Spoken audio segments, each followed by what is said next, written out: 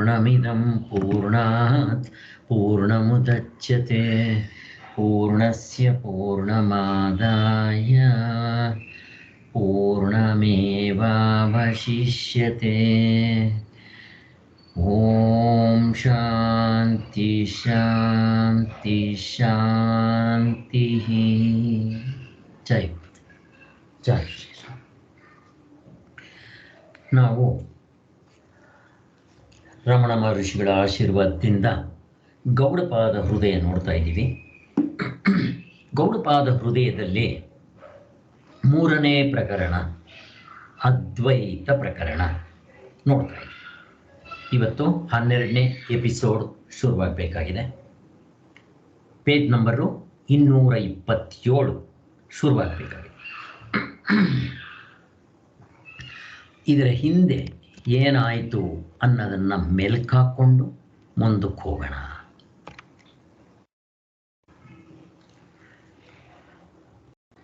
ಇದರ ಹಿಂದೆ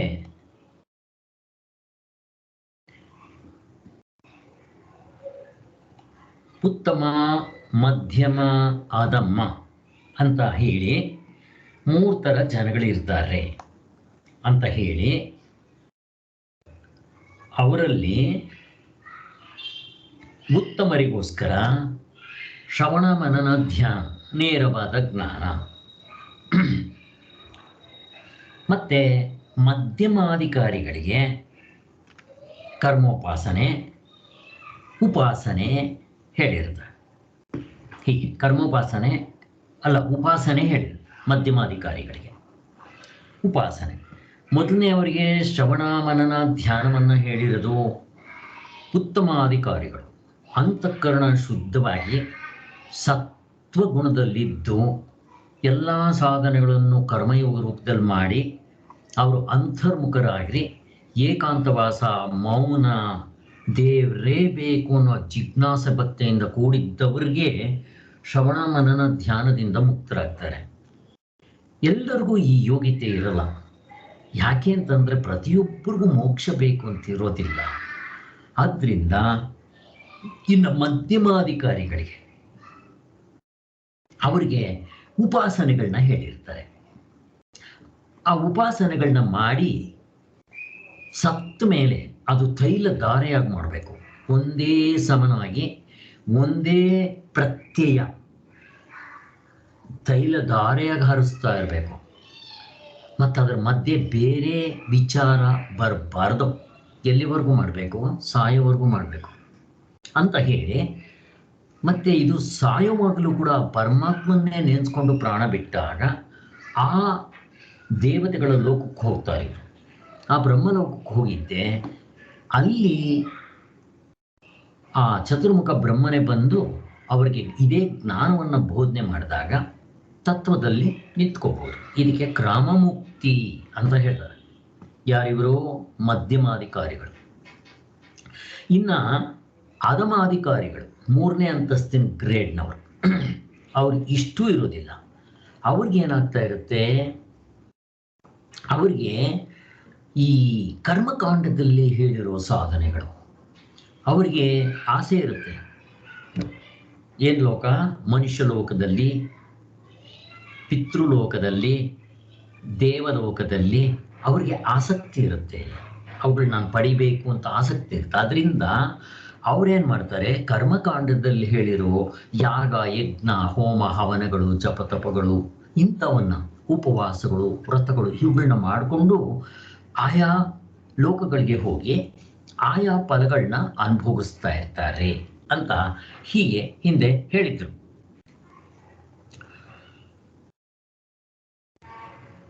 ಇವರಿಗೆ ಮೋಕ್ಷ ಬೇಕು ಅಂತಿರೋಲ್ಲ. ಯಾರಿಗೆ? ಈ ಕೆಳಗಡೆ ಅಧಮಾಧಿಕಾರಿಗಳು ಅಂತಿರ್ತಾರಲ್ಲ, ಅವರಿಗೆ ಮೋಕ್ಷವೇ ಇಂಪಾರ್ಟೆಂಟ್ ಅಂತ ಏನಿಲ್ಲ. ಆದರೂ ಶಾಸ್ತ್ರದ ಮೇಲೆ ಶ್ರದ್ಧೆಯಿಂದ, ಭಕ್ತಿಯಿಂದ, ಧರ್ಮ ಮಾರ್ಗದಿಂದ ನಡ್ಕೊಂತ ಕರ್ಮಕಾಂಡದಲ್ಲಿ ಹೇಳಿದ್ದನ್ನು ಮಾಡ್ಕೊಂಡು ಬರ್ತಾರೆ ಅಂತ ಈ ಥರ 3 ಥರ ಹೇಳಿದ್ರು ಅವರು. ಈ 3 ಥರವನ್ನ ಯಾಕೆ ಹೇಳ್ತಾರೆ ಅನ್ನೋದನ್ನ ಮುಂದೆ ತೋರಿಸ್ತಾರೆ. ಅಲ್ಲಿ ಏನಾಯಿತು, ವೇದಗಳಲ್ಲಿ 3 ಭಾಗ ಇರುತ್ತೆ ಅಂತ ಆಯಿತು. ಮೊದಲನೇದು ಕರ್ಮಕಾಂಡ, ಉಪಾಸನಾ ಕಾಂಡ, ಜ್ಞಾನಕಾಂಡ. ಅಧಿಕಾರಿಗಳು 3 ಥರ ಇರ್ತಾರೆ ಅಂತ ಆಯಿತು. ಅವರವ್ರಿಗೆ ತಕ್ಕಂತೆ ಆಯಾ ಸಾಧನೆಗಳು. PhD ಇರೋವನಿಗೆ ಒಂದು ಥರ ಸಾಧನೆ, ಇನ್ನು ಕಾಲೇಜ್ ಲೆವೆಲ್ ಬಂದವನಿಗೆ ಒಂದು ಥರ, ಮಿಡ್ಲ್ ಸ್ಕೂಲ್ಗೆ ಬಂದವನಿಗೆ ಒಂದು ಥರ, ಹೀಗೆ ಅದಕ್ಕೆ ತಕ್ಕಂತೆ ಪರೀಕ್ಷೆಗಳು, ಅದಕ್ಕೆ ತಕ್ಕಂತೆ ಸಾಧನೆಗಳು ಎಲ್ಲ ಹೇಳಿದ್ರು ಅಂತ ನಮ್ಗೆ ಅರ್ಥ ಆಯಿತು.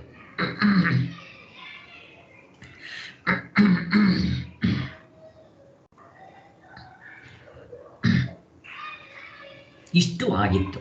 ಇವಾಗ ಮುಂದಕ್ಕೆ ಹೋಗೋಣ. ಇವುಗಳನ್ನೆಲ್ಲ ಹೇಳಿದ ತಕ್ಷಣ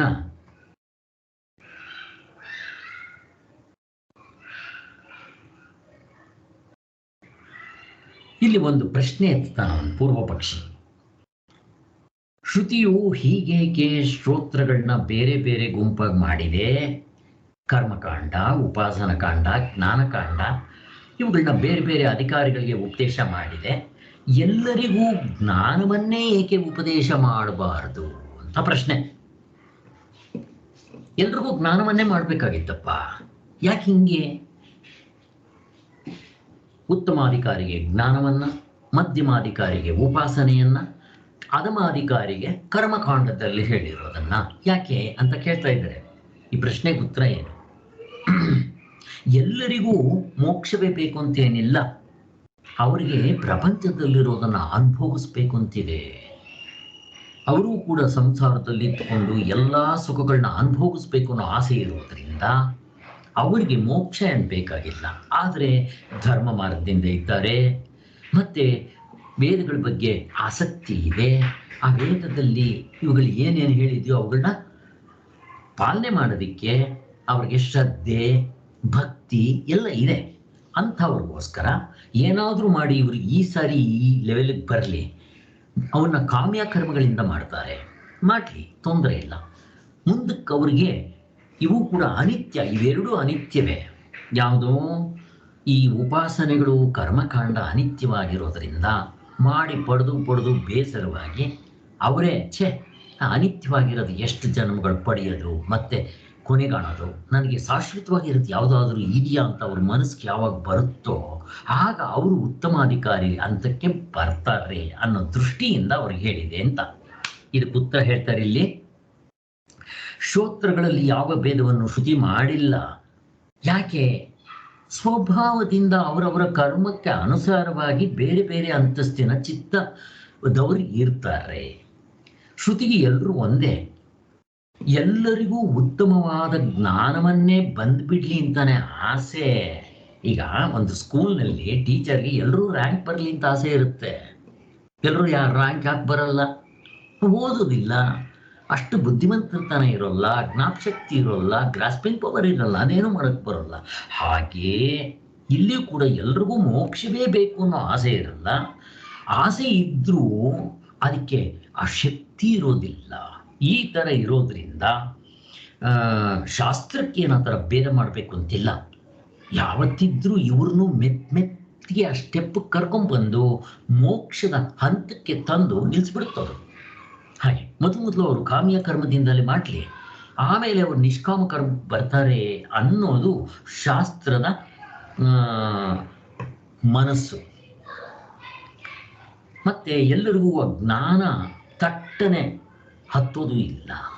ಅದಕ್ಕೋಸ್ಕರನೇ ಈ ಮಧ್ಯ ಮಂದಮ ಅಧಿಕಾರಿಗಳಿಗೋಸ್ಕರ ಅವರ ಮನೋಭೂಮಿಕೆ ತಕ್ಕಂತೆ, ಅವರವರ ಅಧಿಕಾರಕ್ಕೆ ಅಂತಃಕರಣಕ್ಕೆ ತಕ್ಕಂತೆ ಅಲ್ಲಿ ಲೋಕಪ್ರಸಿದ್ಧವಾಗಿರುವ ದ್ವೈತವನ್ನು ಆಶ್ರಯಿಸಿಕೊಂಡು, ಇವೆಲ್ಲ ದ್ವೈತದಲ್ಲಿ ಇರೋದು.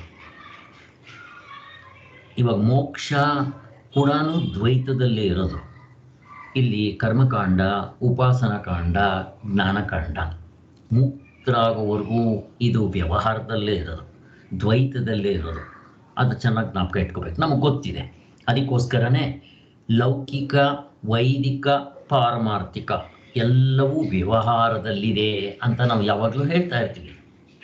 ಹಾಗೆ ಆದ್ದರಿಂದ ಇದನ್ನು ಮನಸ್ಸಿನಲ್ಲಿಟ್ಕೊಂಡು ಆ ದ್ವೈತವನ್ನು ಆಶ್ರಯಿಸಿಕೊಂಡಿರೋವರಿಗೆ ಕರ್ಮಗಳನ್ನ, ಉಪಾಸನೆಗಳನ್ನ ಶ್ರುತಿ ಉಪದೇಶಿಸಿದೆ.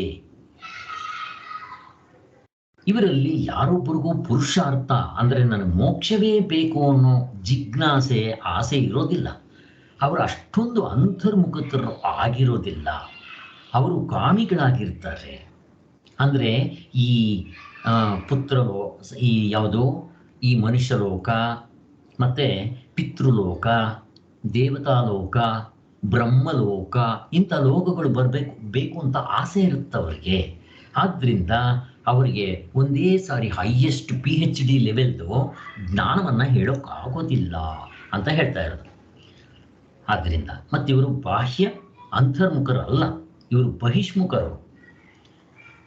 ಆದರೆ ಅದಕ್ಕೋಸ್ಕರ ಇಂಥವರಿಗೆ ವರ್ಣಾಶ್ರಮದಲ್ಲಿ ಅಭಿಮಾನ ಇರುತ್ತೆ, ಪರಲೋಕದಲ್ಲಾಗುವ ಫಲಗಳಲ್ಲಿ ಇವರಿಗೆ ಆಸಕ್ತಿ ಇರುತ್ತೆ.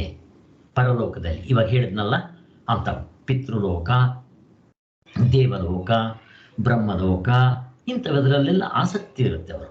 ಆದ್ದರಿಂದ ಇವರು ಆಯಾ ವರ್ಣಾಶ್ರಮಗಳಲ್ಲಿ ಇದ್ದುಕೊಂಡು, ವರ್ಣಾಶ್ರಮಗಳು ಯಾವುದು?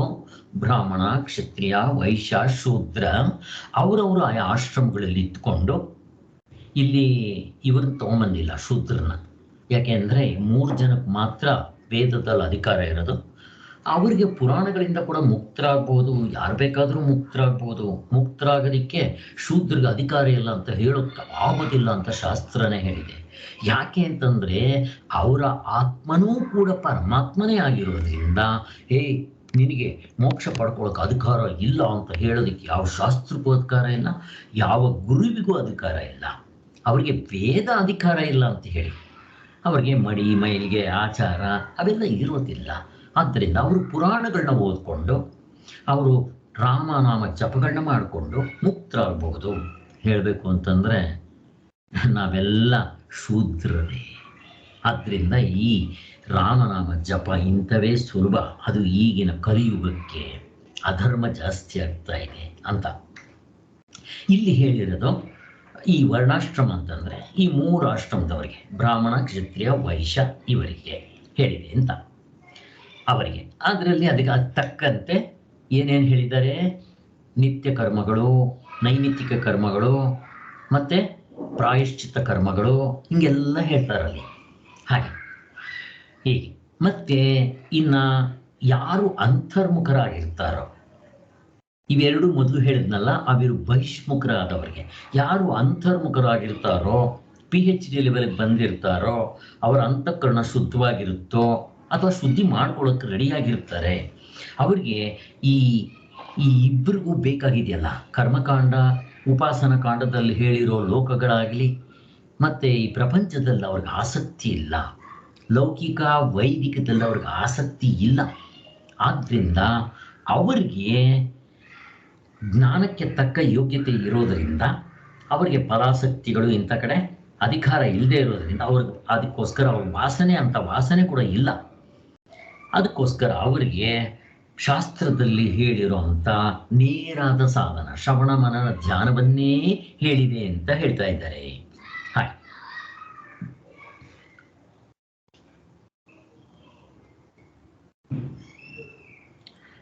ಅದಕ್ಕೆ ಹೀಗೆ ಮಾಡೋದ್ರಿಂದ ಅಂದರೆ ಹೇಗೆ ಮಾಡೋದು? 3 ಥರ ಜನಗಳು: ಉತ್ತಮಾಧಿಕಾರಿ, ಅವರಿಗೆ ನೇರಾದ ಸಾಧನ ಮುಕ್ತರಾಗಕ್ಕೆ ಶ್ರವಣ ಮನನ ಧ್ಯಾನ. ಇನ್ನು ಮಧ್ಯಮಾಧಿಕಾರಿಗಳಿಗೆ ಉಪಾಸನೆ, ಅಧಮಾಧಿಕಾರಿಗಳಿಗೆ ಕರ್ಮಕಾಂಡದ ಕ್ರಿಯೆಗಳು, ಅವುಗಳನ್ನ ಹೇಳಿದೆ ಅಂತ ಹೇಳಿದೆ.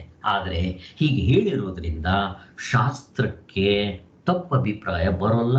ಶಾಸ್ತ್ರವನ್ನು ಹೀಗೆ ಮಾಡಿದೆ, ಒಬ್ಬೊಬ್ಬರನ್ನು ಒಂದೊಂದು ಥರ ನೋಡುತ್ತೆ ಅಂತ ಹೇಳಿ ಅದಕ್ಕೆ ಅಪ್ರಮಾಣನೂ ಬರೋದಿಲ್ಲ. ಆದ್ದರಿಂದ ಶಾಸ್ತ್ರವೇ ಶಬ್ದವೇ ಪ್ರಮಾಣ. ಇಲ್ಲಿ ಶಾಸ್ತ್ರ, ಶಬ್ದ, ವೇದಗಳು, ಉಪನಿಷತ್ತು ಎಲ್ಲ ಒಂದೇ. ಅದಕ್ಕೆ ಇದು ಪ್ರಮಾಣ ಅಂತ ಹೇಳ್ತಾರೆ.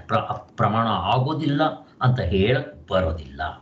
ಯಾಕೆಂದರೆ ವ್ಯವಹಾರ ದೃಷ್ಟಿಯಿಂದ ಪ್ರಸಿದ್ಧವಾಗಿರುವ ಈ ಕ್ರಿಯಾಕಾರಕ ಭೇದವನ್ನು ಆಶ್ರಯಿಸಿ ಕರ್ಮ ಉಪಾಸನೆಗಳನ್ನ ಹೇಳಿದೆ. ವ್ಯವಹಾರ ದೃಷ್ಟಿಯಿಂದ ಕ್ರಿಯಾಕಾರಕ ಫಲ ಅಂದರೆ ತ್ರಿಪುಟಿ, ವ್ಯವಹಾರದಲ್ಲಿ 3 ಇರಲೇಬೇಕು.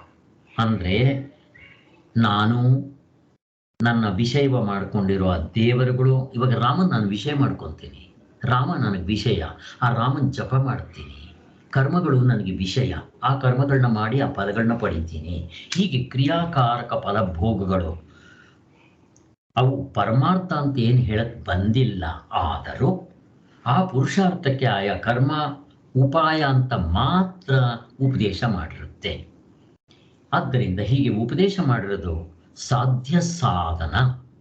ಇದನ್ನು ಮಾಡಿ ಇದನ್ನು ಪಡೆಯೋದಕ್ಕೋಸ್ಕರ ತ್ರಿಪುಟಿಯಿಂದ ವ್ಯವಹಾರದಿಂದ ಬಹಿಷ್ಪ್ರಜ್ಞರಾದವರಿಗೆ ಇದ್ದುಕೊಂಡಿದೆ. ಅದರಿಂದ ಇಷ್ಟು ಮಟ್ಟಿಗೆ ವೇದಗಳು ಅದು ಪ್ರಮಾಣ ಆಗಿರುತ್ತೆ ಅಂತ ಹೇಳ್ತಾ ಇದ್ದಾರೆ. ಈಗ ಶಾಸ್ತ್ರಕ್ಕೆ ಕರ್ಮದಲ್ಲಾಗಲಿ ಉಪಾಸನೆಯಲ್ಲಾಗಲಿ ಸಾಧಕರನ್ನ ಅಲ್ಲೇ ನಿಲ್ಲಿಸ್ಬಿಡ್ಬೇಕು ಅನ್ನೋ ಏನೋ ತಾತ್ಪರ್ಯ ಇಲ್ಲ. ಮತ್ತೇನು, ಏನಾದರೂ ಮಾಡಿ ಪ್ರತಿಯೊಬ್ಬ ಮನುಷ್ಯನನ್ನು ಆ ಮೋಕ್ಷದ ಹಂತಕ್ಕೆ ತಗೊಂಡ್ಬರ್ಬೇಕು ಅನ್ನೋದೇ ಶಾಸ್ತ್ರದ ಗುರಿ. ಹಾಗೆ ಅದಕ್ಕೋಸ್ಕರನೇ ಈ ಕರ್ಮ ಉಪಾಸನೆ ಜ್ಞಾನ ಪ್ರಕರಣದಲ್ಲಿ ನಿಂದಿಸಿರುತ್ತೆ.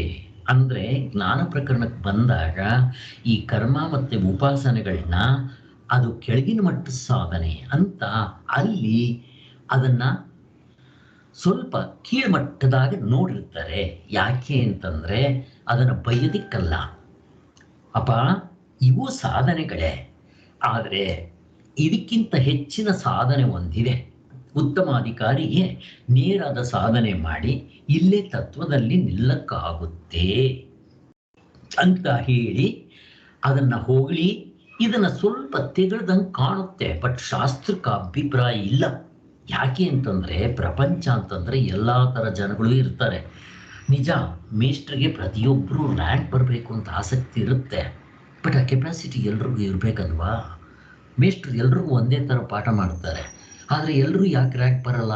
ಎಲ್ಲರೂ ಯಾಕೆ ಫಸ್ಟ್ ಕ್ಲಾಸ್ ಬರೋಲ್ಲ? ಕೆಲವರು ಫಸ್ಟ್ ರ್ಯಾಂಕ್ ಬರ್ತಾರೆ, ಕೆಲವರು ಎಲ್ಲೋ ಫಸ್ಟ್ ಕ್ಲಾಸ್ ಬರ್ತಾರೆ, ಸೆಕೆಂಡ್ ಕ್ಲಾಸು ಬರ್ತಾರೆ, ಥರ್ಡ್ ಕ್ಲಾಸ್ ಬರೋರೇ ಜಾಸ್ತಿ ಪಾಸ್ ಆಗ್ತಾರೆ. ಇನ್ನು ಕೆಲವರು ಫೇಲು ಆಗ್ತಾರೆ. ಏನು ಮಾಡೋಕ್ಕಾಗೋದಿಲ್ಲ. ಇದು ಪ್ರಪಂಚದಲ್ಲಿ ವ್ಯವಹಾರದಲ್ಲಿ ಈ ವ್ಯತ್ಯಾಸ ಇದ್ದೇ ಇದೆ.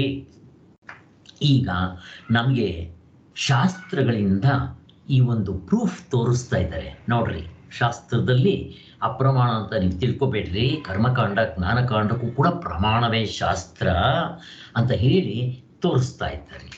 ಎಲ್ಲಿ ನಾನು ಕನ್ನಡದ್ದು ಓದ್ಬಿಡ್ತೀನಿ, ಶ್ಲೋಕಗಳನ್ನ ಓದಕ್ಕೆ ಹೋಗಲ್ಲ.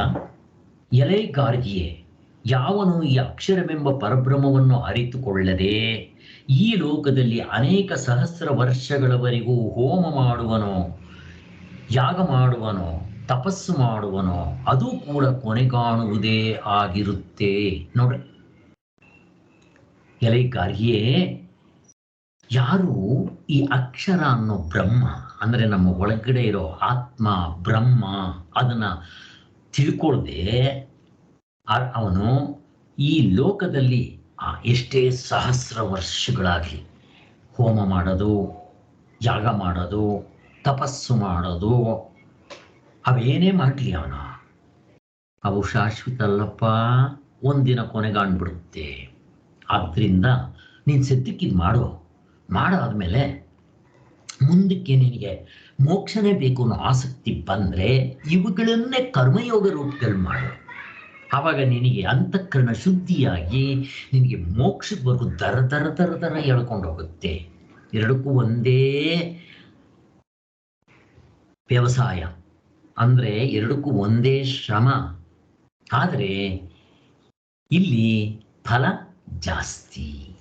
ಇದು ಮೊದಲನೇದು. ಎರಡನೇದು ಶ್ರುತಿ ಹೇಳ್ತಾ ಇದೆ ನೋಡ್ರಿ, ಕರ್ಮವೇ ಶ್ರೇಯಸ್ಕರವೆಂದು ಯಾವ ಮೂಢರು ಇದನ್ನೇ ಕೊಂಡಾಡುತ್ತಿರುವರೋ ಅವರು ಮತ್ತೂ ಮುಪ್ಪು ಸಾವುಗಳನ್ನು ಹೊಂದುತ್ತಾ ಇರ್ತಾರೆ.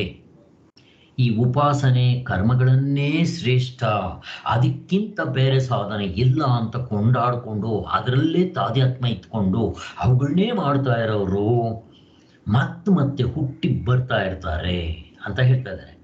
ಮುಪ್ಪು ಸಾವು, ಹುಟ್ಟೋದು, ರೋಗ ರುಜಿನಗಳಿಂದ ಸಾಯೋದು, ಮತ್ತೆ ಹುಟ್ಟು ಬರೋದು, ಇದಾಗ್ತಾ ಇರುತ್ತೆ ಅಂತ ಏನು ಹೇಳ್ತಾ ಇದ್ದಾರೆ ಇಲ್ಲಿ. ಇವೆಲ್ಲ ತೋರಿಸೋದ್ರಿಂದ ಅಂದರೆ ಇವೇ ಶಾಶ್ವತ ಅಲ್ಲಪ್ಪ, ಇದಕ್ಕಿಂತ ಶಾಶ್ವತವಾಗಿರೋ ಮೋಕ್ಷ ಅಂತಿದೆ, ಅದ್ರ ಕಡೆ ನಿನ್ನ ಮನಸ್ಸು ಒಲಿಬೇಕು ಅಂತ ಹೇಳ್ತಾ ಇದ್ದಾರೆ ಅಷ್ಟೇ ಹೊರತು ಇದನ್ನು ಕೀಳಂತ ಹೇಳ್ತಾ ಇಲ್ಲ.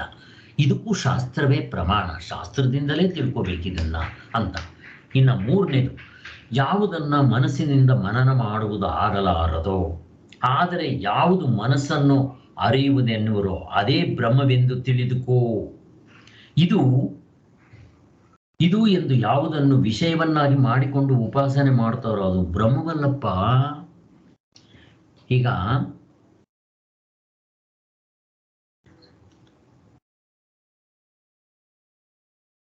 ನನ್ನ ಮನಸ್ಸು ಎಲ್ಲವನ್ನೂ ಮಾಡೋದಿಲ್ಲ. ಮನಸ್ಸಿನ ಹಿಂದೆಡಿಕೆ ಒಬ್ಬ ಆತ್ಮ ಇದ್ದಾನೆ, ಇವರಪ್ಪ ಇದ್ದಾನೆ. ಕರ್ಮೇಂದ್ರಿಯಗಳೇ ಎಲ್ಲ ಕೆಲಸ ಮಾಡೋದಿಲ್ಲ. ಕರ್ಮೇಂದ್ರಿಯಗಳ ಹಿಂದೆಗಡೆ ಅವರಪ್ಪ ಇದ್ದಾನೆ. ಜ್ಞಾನೇಂದ್ರಿಯಗಳು ತಾವೇ ಕೆಲಸ ಮಾಡೋದಿಲ್ಲ. ಜ್ಞಾನೇಂದ್ರಿಯಗಳ ಹಿಂದೆಗಡೆ ಅವರಪ್ಪ ಇದ್ದಾನೆ. ಅವನ್ನ ಬ್ರಹ್ಮ ಅಂತ ಕರೀತಾರೆ. ಅಪ್ಪ ಅವನ್ ತಿಳ್ಕೋಬೇಕು ಅಂತ ಹೇಳ್ತಾರೆ. ಆದ್ರಿಂದ ಆದರೆ ಯಾರು ಅದನ್ನ ವಿಷಯ ಮಾಡಿಕೊಂಡು ಉಪಾಸನೆ ಮಾಡ್ತಾರೋ ಅದು ಬ್ರಹ್ಮವಲ್ಲ. ಈಗ ಫಾರ್ ಎಕ್ಸಾಂಪಲ್, ನಾನು ರಾಮನ್ನ ಜಪ ಮಾಡ್ತೀನಿ, ಪ್ರಾರ್ಥನೆ ಮಾಡ್ತೀನಿ, ಉಪಾಸನೆ ಮಾಡ್ತೀನಿ. ಅವಾಗ ನಾನು ರಾಮ ಏನಾಯ್ತು? ವಿಷಯ ಆದ ಅಲ್ವಾ? ರಾಮನ ಎದುರುಗಡೆ ಫೋಟೋ ಇಟ್ಕೊಂಡು ನನಗೆ ವಿಷಯ ಆದ. ನಾನು ಬೇರೆ, ರಾಮ ಬೇರೆ, ಅವನು ಬೇರೆ ಒಂದು ಲೋಕ ಇದೆ ಅಂತ ಹೇಳಿ ಅವನು ದಶರಥನ ಪುತ್ರ ಅಂತ ಅಂದ್ಕೊಂಡು ನನಗೆ ಬೇರೆ ಆಯಿತು, ವಿಷಯ ಆಯಿತು. ಅವನ್ನ ನಾನು ಚಿಂತನೆ ಮಾಡ್ತಾ ಅವನು ಕಂಡುಕೊಂತೀನಿ. ಆದರೆ ಮೋಕ್ಷನ ಅದು ಅಲ್ಲ. ಯಾಕೆ? ನನಗೆ ದೇವರು ಕನಸಿನಲ್ಲಿ ಕಾಣಿಸ್ಬೋದು, ಎಚ್ಚರದಲ್ಲಿ ಪ್ರತ್ಯಕ್ಷವಾಗ್ಬೋದು, ನನ್ನ ಜೊತೆಲಿ ಆಟ ಆಡ್ಬೋದು, ಮಾತಾಡ್ಬೋದು, ಏನು ಬೇಕಾದರೂ ಮಾಡ್ಬೋದು. ಆದರೆ ನಿದ್ದೆ ಬರ್ತಾನ ದೇವರು? ರಾಮ ಬರೋಲ್ಲ. ಮತ್ತಿದು ಮೋಕ್ಷ ಅಥವಾ ಇದೇ ಕೊನೆ ಹಂತ ಅಂತ ಹೇಗೆ ಹೇಳ್ತೀರಾ? ಆಗೋದಿಲ್ಲ. ಇನ್ನೂ ಅವನಿಗೆ ಅಹಂಕಾರ ಇರುತ್ತೆ. ಸಾಕ್ಷಾತ್ಕಾರ ಆಗೋದಷ್ಟು ಸುಲಭ ಅನ್ಕೋಬಿಡ್ರಿ, ಕಷ್ಟನೇ. ಆದರೆ ಮೋಕ್ಷಕ್ಕೆ ಹೋಲಿಸಿದ್ರೆ ಈ ಸಾಕ್ಷಾತ್ಕಾರ ಅನ್ನೋದು ಕಡಿಮೆ ಮಟ್ಟ. ಅವನಿನ್ನೂ ಪೂರ್ತಿ ಆಗಿಲ್ಲ. ಅವನಲ್ಲಿ ಅಹಂಕಾರ ಇರುತ್ತೆ, ದ್ವೈತ ಇರುತ್ತೆ, ಕಾಮ ಕ್ರೋಧಗಳು ಕಡಿಮೆ ಆಗಿರುತ್ತೆ, ಇನ್ನೂ ಇರುತ್ತೆ ಅಂತ ಹೇಳ್ತಾ ಇರೋದು. ಹಾಗೆ ಈ ಶ್ರುತಿಗಳೆಲ್ಲ ಅದನ್ನು ಹೇಳಕ್ ಬಂದಿದೆ ಅಂತ ಹೇಳ್ತಾ ಇದ್ದಾರೆ. ಅಲ್ಲಿ ಏನ್ ಮಾಡ್ತೀವಿ ನಾವು? ಅದನ್ನ ವಿಷಯ ಮಾಡ್ಕೊಂಡ್ಬಿಡ್ತೀವಿ, ಆಬ್ಜೆಕ್ಟ್ ಮಾಡ್ಕೊಂತೀವಿ. ಯಾರಿಗೆ? ನನಗೆ ಯಾವಾಗ ಅದು ಆಬ್ಜೆಕ್ಟ್ ಮಾಡ್ಕೊಂತೀನೋ ಆತ್ಮ ಆಗ್ತಾನ ಸ್ವಾಮಿ ಅವನು? ಆಗೋದಿಲ್ಲ. ಮತ್ತೇನಾಗ್ತಾನ ಅವನು? ಅನಾತ್ಮವಾಗ್ತಾನೆ. ಅದಕ್ಕೆ ಅವನು ನಿದ್ದೆಗೆ ಬರೋಕ್ಕೆ ಆಗೋದಿಲ್ಲ. ಹಾಗಾದ್ರೆ ನೀವು ಹೇಳೋ ಆತ್ಮನನ್ನ ಮೋಕ್ಷ ಅಂತ ಹೇಳ್ತಿರಲ್ಲ ಅಂತಂದ್ರೆ ಅದನ್ನ ನೀವು ವಿಷಯ ಮಾಡ್ಕೊತೀರಾ? ವಿಷಯ ಮಾಡ್ಕೊಳೋದು ಬರಲ್ಲ. ಯಾರು? ಮತ್ತೆ ನಾನೇ. ಹೇಗಿದೆ ನೋಡ್ರಿ, ಇಲ್ಲಿ ರಾಮನ್ನ ಎದುರುಗಡೆ ಚಿತ್ರ ಇಟ್ಕೊಂಡು ಅವನ ಆಕಾರ ಗುಣಗಳು ಜಪ ಮಾಡ್ಬೋದು.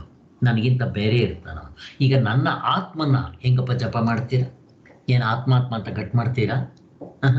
ಅದಕ್ಕೊಂದು ಆಕಾರ ಇದೆಯಾ? ಈ ಆತ್ಮ ಯಾರಪ್ಪನ ಮಗ? ನೋಡ್ರಿ, ಅವನಿಗೆ ಗುಣ ಇದೆಯಾ, ಜಾತಿ ಇದೆಯಾ, ಕುಲ ಇದೆಯಾ, ಗೋತ್ರ ಇದೆಯಾ, ಅವ್ನ ಗಂಡಸ ಹೆಂಗಸ ನಪುಂಸಕ ಏನು ಹೇಳ್ತೀರಾ? ಅವನಿಗೆ ವ್ಯವಹಾರ ಇದೆಯಾ, ಕರ್ತೃತ್ವ ಇದೆಯಾ, ಭೋಕ್ತೃತ್ವ ಇದೆಯಾ? ಏನಿದೆ ಅವನಿಗೆ? ಎಂಥದ್ದು ಇಲ್ಲ, ಹಿಂದಿಲ್ಲ ಮುಂದಿಲ್ಲ, ಎಂಥದ್ದು ಇಲ್ಲ. ಅಂಥವನ್ನ ನೀವು ಸಾಧನೆ ಹೇಗೆ ಮಾಡ್ತೀರಪ್ಪ ಅಂತ. ಅದಕ್ಕೋಸ್ಕರನೇ ಅನಾತ್ಮಗಳನ್ನ ಬಿಟ್ರೆ ಆತ್ಮನಾಗಿರ್ತೀರವ. ಇದು ಎಲ್ಲಿ ಸಿಗುತ್ತೆ ಸರ್ ಇಂಥ ವಿಚಾರಗಳು? ಇವು ಈ ನಿಜವಾದ ಉಪನಿಷತ್ತುಗಳನ್ನು ಬಿಟ್ಟರೆ ಬೇರೆ ಕಡೆ ಸಿಗುತ್ತಿಲ್ಲ. ಹೀಗೆ ತೋರಿಸ್ತಾ ಇದ್ದಾರೆ. ಸೊ ಅದನ್ನ ಇದರಲ್ಲಿ ಹೇಳ್ತಾ ಇದ್ದಾರೆ. ಆದ್ದರಿಂದ ಇನ್ನ ಆದಿತ್ಯ ಪುರುಷನನ್ನ ಉಪಾಸನೆ ಮಾಡಿದರಿಷ್ಟೆಂದಲೇ ಬ್ರಹ್ಮವನ್ನು ಅರಿತುಕೊಂಡಂತೆ ಆಗುವುದಿಲ್ಲ. ಆದಿತ್ಯ ಪುರುಷ ಅಂದ್ರೆ ಯಾರು? ನನ್ನ ಬಲಗಣ್ಣಿನಲ್ಲಿ ಸೂರ್ಯನಿದ್ದಾನೆ, ಸೂರ್ಯ ಭಗವಂತ. ನನ್ನ ಕಣ್ಣಿಗೆ ಅದರ ದೇವತೆ ಯಾರಪ್ಪ ಅಂದ್ರೆ ಇಂದ್ರ. ಒಂದೊಂದು ಇಂದ್ರಿಯಗಳಿಗೂ ಒಂದೊಂದು ಅಧಿದೇವತೆ ಅಂತಿರ್ತಾರೆ. ನನ್ನ ಕಣ್ಣುಗಳಲ್ಲಿ ಸೂರ್ಯ ಭಗವಂತ ಇರ್ತಾನೆ. ಅದಕ್ಕೆ ಈ ಆಯುರ್ವೇದ ಹಾಸ್ಪಿಟ್ಲ್ಗೆ ಹೋದ್ರೆ ಆ ಸೂರ್ಯನ ಹೀಗೆ ನೋಡೋದೆಲ್ಲ ಹೇಳ್ಕೊಡ್ತಾರೆ, ಎಕ್ಸರ್ಸೈಸ್ ಕಣ್ಣಿಗೆ. ಸೂರ್ಯ ಆರೋಗ್ಯಕ್ಕೂ ಕಣ್ಣಿಗೂ ಅವನೇ ಅಧಿಪತಿ. ಮತ್ತೆ ಮನಸ್ಸಿಗೆ ಚಂದ್ರಮ್ಮ, ಈ ಭುಜಗಳಿಗೆ ಅಶ್ವಿನಿ ದೇವತೆಗಳು, ನನ್ನ ವಾಕ್ಗೆ ಅಗ್ನಿ ದೇವತೆ. ಹೀಗೆ ಒಂದೊಂದು ಇಂದ್ರಿಯಗಳಿಗೂ ಒಂದೊಂದು ಹಿಂದೆಗಡೆ ಒಂದು ದೇವತೆ ಇರ್ತಾರೆ. ಆ ದೇವತೆ ಕೆಲಸ ಮಾಡದೇ ಇದ್ದಾಗ, ಆ ದೇವತೆ ತನ್ನ ಶಕ್ತಿಯನ್ನು ಹಿಂದಕ್ಕೆ ಕೇಳ್ಕೊಂಡ್ರೆ ಅದು ಕೆಲಸ ಮಾಡೋದಿಲ್ಲ. ಇದು ತಗೋಬೇಕು ನಾವು. ಹಾಗೆ ಆದ್ದರಿಂದ ಈಗ ಆ ಸೂರ್ಯನನ್ನು ನೀವು ಉಪಾಸನೆ ಮಾಡಿದ್ರಿ ಅಂತ ಇಟ್ಕೊಳ್ರಿ, ನಿಮ್ಗೇನು ಪ್ರಾಪ್ತಿ ಆಗುತ್ತೆ? ಆರೋಗ್ಯ ಸಿಗ್ಬೋದು, ಆ ಸೂರ್ಯ ಲೋಕಕ್ಕೆ ಹೋಗ್ಬೋದು. ಆ ಸೂರ್ಯ ಕೂಡ ನಿಮಗೆ ವಿಷಯವಾದ. ಆದರೆ ನಾವು ಹೇಳೋ ಬ್ರಹ್ಮನ ಪ್ರಾಪ್ತಿ ಇದರಿಂದನೂ ಆಗೋದಿಲ್ಲ. ಅವೆಲ್ಲ ಉಪಾಸನೆ, ಸೂರ್ಯೋಪಾಸನೆ ಅಂತಾರೆ. ಹಾಗೆ ಆದ್ದರಿಂದ ಇನ್ನ ಈ ಆತ್ಮನನ್ನೇ ವೇದಾಧ್ಯಯನದಿಂದಲೂ ಯಜ್ಞದಿಂದಲೂ ದಾನದಿಂದಲೂ ಅನನ್ನ ಶೂನ್ಯ ರೂಪವಾದ ತಪಸ್ಸಿನಿಂದಲೂ ಅರ್ಥಕೊಳ್ಳುವುದಕ್ಕೆ ಬ್ರಾಹ್ಮಣರು ಇಚ್ಛಿಸುತ್ತಾರೆ ಅಂತ ಬೃಹದಾರಣ್ಯಕ ಉಪನಿಷತ್ತಿದು.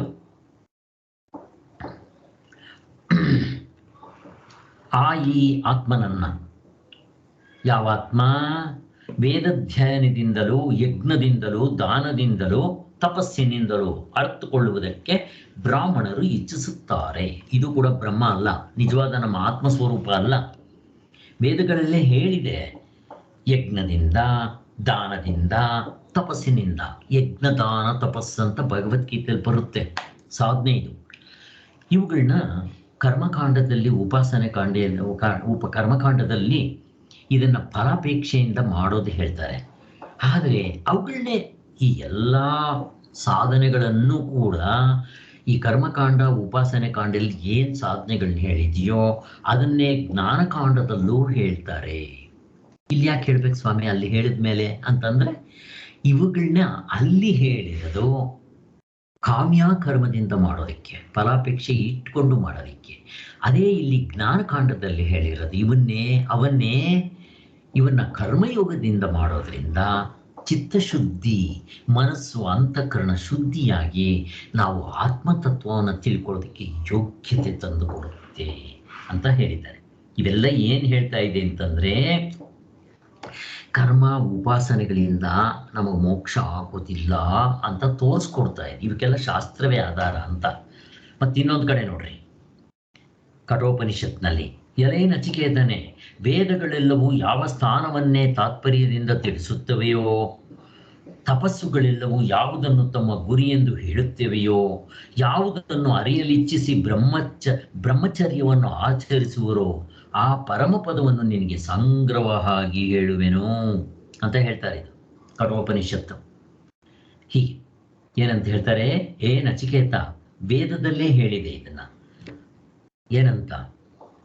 ಆ ತಾತ್ಪರ್ಯದಿಂದ ತಿಳಿಸುತ್ತವೆಯೋ, ತಪಸ್ಸೆಲ್ಲವೂ ಯಾವುದನ್ನೇ ತಮ್ಮ ಗುರಿಯೆಂದು ಹೇಳುತ್ತವೆಯೋ, ಯಾವುದನ್ನು ಇಚ್ಛಿಸಿ ಬ್ರಹ್ಮವರ್ಚಸ್ಸನ್ನು ಆಚರಿಸುವರೋ ಆ ಪರಮ ಪದವನ್ನು ನಿನಗೆ ಸಂಗ್ರಹವಾಗಿ ಹೇಳುವೆನು ಅಂತ ಹೇಳ್ತಾ ಇದೆ. ಇಲ್ಲಿ ಕಠೋಪನಿಷತ್ನಲ್ಲಿ ಈ ನಾಚಿಕೇತ ಅಗ್ನಿ ಅಂತ ಹೇಳ್ತಾರೆ. 3 ವರಗಳನ್ನ ಕೇಳ್ಕೊತಾನೆ ನಚಿಕೇತ. 1ನೇ ವರದಲ್ಲಿ ಅವನು ಮತ್ತೆ ವಾಪಸ್ ಹೋದ್ಮೇಲೆ ಅವನ ತಂದೆ ಭಯ ಪಡಬಾರ್ದು, ಯಾಕೆ ನನ್ನ ಮಗ ಸತ್ತೋಗಿದ್ದಾನೆ ಅಂತ ದುಃಖ ಪಡಬಾರ್ದು. ಮತ್ತು ನಾನು ವಾಪಸ್ ಹೋದ್ಮೇಲೆ ನನ್ನ ಮಗನೇ ಅಂತ ಗುರುತಿಸ್ಬೇಕು, ಅಯ್ಯೋ ರಾಕ್ಷಸಿ ಪಿಶಾಚಿ ಬಂದ್ಬಿಡ್ತಾ ಅಂತ ಹೆದರ್ಕೋಬಾರ್ದು. 1.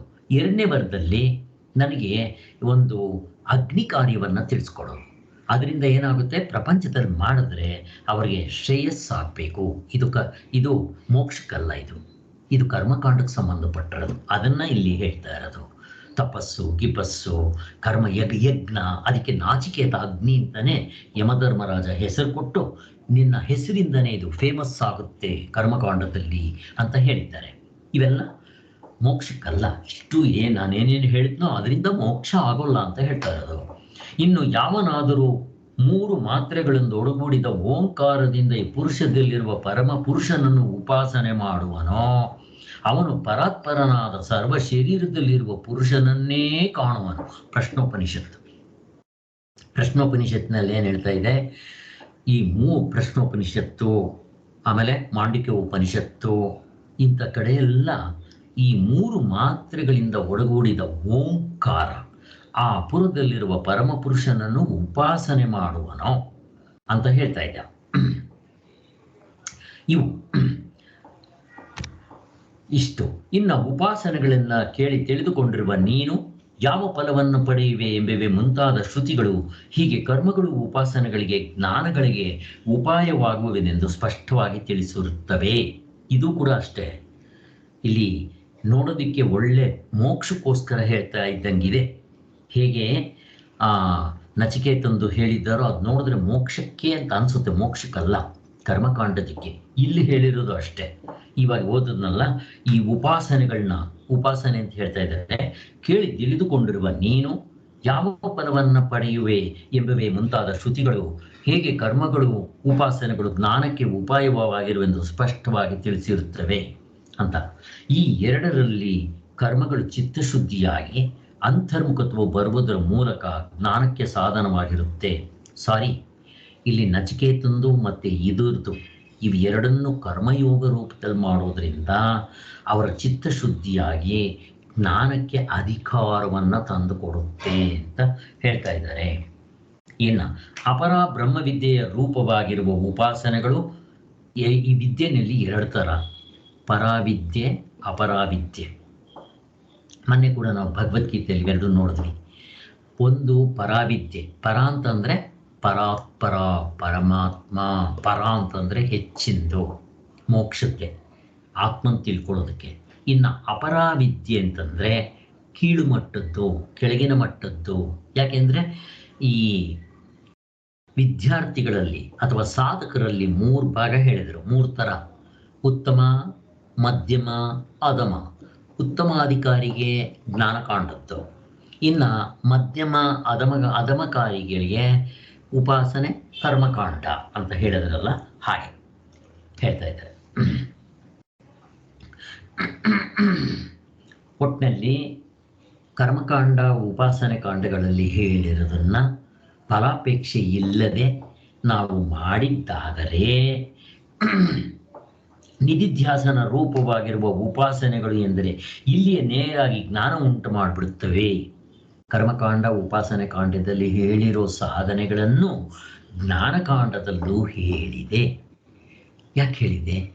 ಅಲ್ಲಿ ಹೇಳಿದೆಯಲ್ಲ, ಮತ್ತೆ ಯಾಕೆ ಇಲ್ಲಿ ಹೇಳಬೇಕು ಅಂದರೆ, ಅಲ್ಲಿ ಕಾಮ್ಯ ಕರ್ಮದಿಂದ ಮಾಡೋದಕ್ಕೆ ಹೇಳಿತ್ತು, ಇಲ್ಲಿ ಅವುಗಳನ್ನೇ ನಿಷ್ಕಾಮ ಕರ್ಮದಿಂದ ಕರ್ಮಯೋಗದಿಂದ ಮಾಡಿದ್ರೆ ಚಿತ್ತಶುದ್ಧಿಯಾಗಿ ನಿಮಗೆ ಯೋಗ್ಯತೆಯನ್ನು ತಂದುಕೊಟ್ಟು ಜ್ಞಾನಕ್ಕೆ ಅರ್ಹತೆ ತಂದುಕೊಡುತ್ತೆ, ಮೋಕ್ಷಕ್ಕೆ ಅಂತ ಹೇಳೋದಕ್ಕೋಸ್ಕರ ಹೇಳಿದೆ ಅಂತ ಹೇಳ್ತಾರೆ.